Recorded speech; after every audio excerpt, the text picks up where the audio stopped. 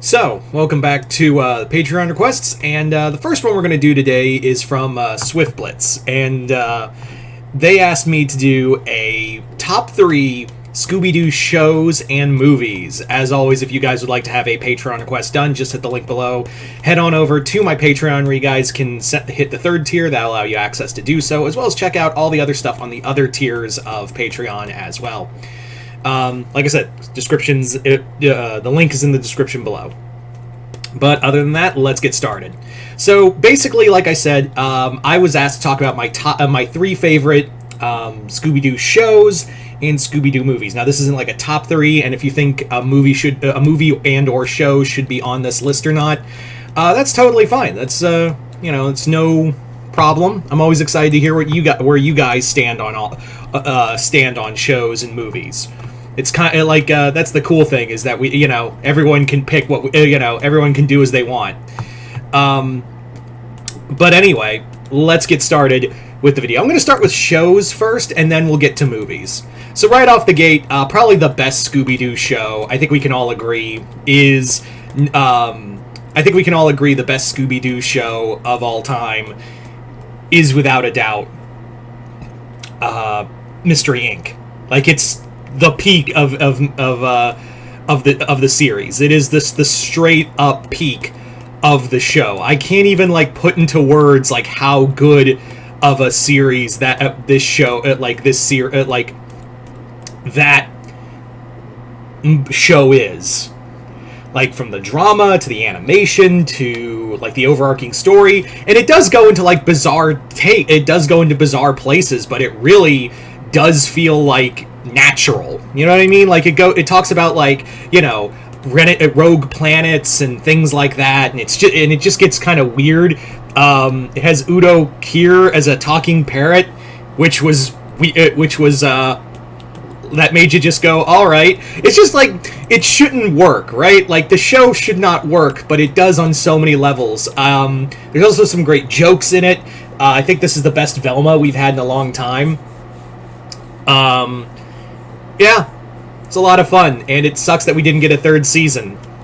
Anyway, so there you go. First and foremost, Scooby-Doo Mystery Inc. I think everyone was kind of expecting Mystery Inc. to be in here, be in this listing in some capacity. So I was like, you know what? I'm just going to rip that Band-Aid off for right now. Following that is 13 Ghosts of Scooby-Doo, because of Vincent Price. There's a good reason as to why. It's one of my favorites. Vincent Price playing Vincent Van Ghoul. That show also had a great horror premise too. I really liked how this series played out, and we did get an ending with the movie, which I have not seen the movie, but I heard it wraps up everything, so I'll give it that.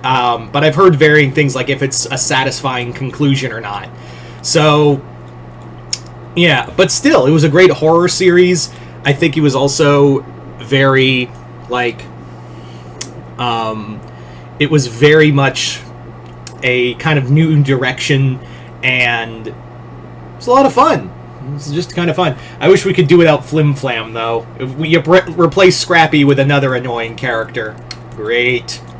And finally, for favorite Scooby-Doo shows, is the new Scooby-Doo movies.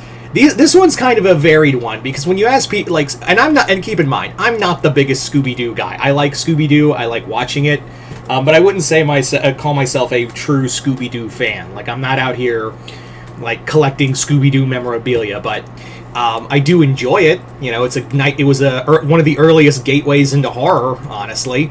But the new Scooby-Doo movies were fun on a multitude of levels. First off, it's they're hour-long episodes. They're hour-long episodes that some of them do drag, and they did have great actors and whatnot, but they also had a good cavalcade of crossovers. That's how we get this. Those episodes were the reason we had this long-standing crossover relationship between Batman and Scooby-Doo. And then you had others like Speed Buggy and Josie and the Pussycats, and you also had the Three Stooges and Laurel and Harding. And also there was an Addams Family one. I only saw that episode once. Why is that episode so hard to find and watch? I don't know why the Addams Family one And it's not even like a full-on crossover between the Addams Family and them, if I remember right. I don't know why that one's so, like, why is that one so rare to find? I don't know. But anyway, so there you go. For the TV shows, those are my top 3. Mystery Inc. I mean, no disrespect to Scooby-Doo, Where Are You? But those are my 3 favorite shows. 13 Ghosts, Mystery Inc., and new Scooby-Doo movies. So those are my top 3. So now we're getting into movies now, and movies I think will be it will be easier to do because I think we all kind of know what movies we like, right? Like there's always going to be, of course, the one Scooby-Doo movie on everyone's list, no matter how big or small it is. So again, let's rip off that Band-Aid. Let's rip off that Band-Aid. And that Band-Aid being the Scooby-Doo on Zombie Island Band-Aid. If you want to talk about, like, legit animation and peak Scooby-Doo, look no further than Zombie Island. Zombie Island quite literally changed the Scooby-Doo game for the better. That movie basically put a shot in the arm in the Scooby-Doo franchise when it was kind of dead. And it just kept this long-standing Scooby-Doo love affair going. Like, if we did not have the success of Zombie Island, we probably wouldn't have all these shows and whatnot following suit. So, you know, you gotta give credit where credit is due, at least I think. Yeah. I genuinely think that without Zombie Island, there would be no Mystery Inc. or anything else after that. It's a great horror show. It's a great use of music. Terror Time. Come on, guys. Terror Time. It's Terror Time.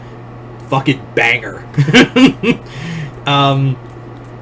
And yeah, it's a brutal. It's brutal in the sense of, like, you've never seen Scooby-Doo with, like, actual zombies, and there's actually, like, some legit kills in the movie, especially in the flashbacks. I honestly think it's peak. It's like peak again. Like with Mystery Inc. It is peak Scooby-Doo. So now let's talk about some other movies. And this one was let's talk about the other 2 movies. And keep in mind, I love a lot of them, but these were the ones I'd have to pick.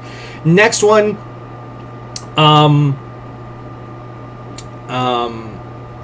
this one, I think, let's talk about it. Scooby-Doo and the Girls and the Ghoul School.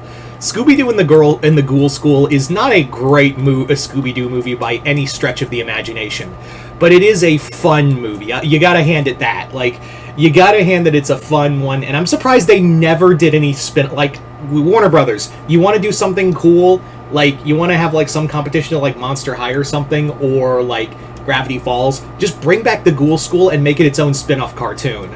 It's still got a strong fan base to this day, so I thoroughly believe it can still carry itself.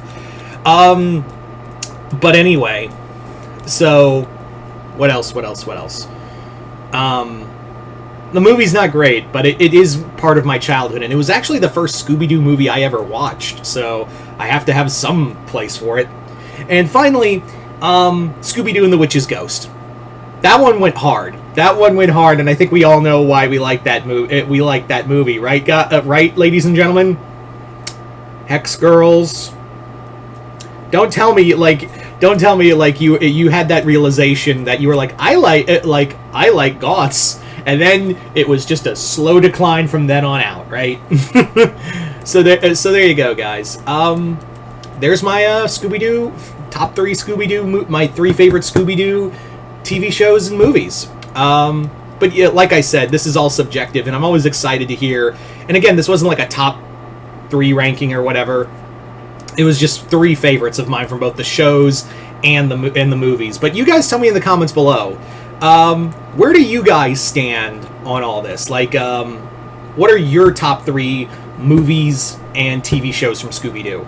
Just comment below, let me know. And once again, I'd like to thank Swift Blitz for this Patreon request and continued patronage. Other than that, hope you all enjoyed this. I'm Mr. Multiverse.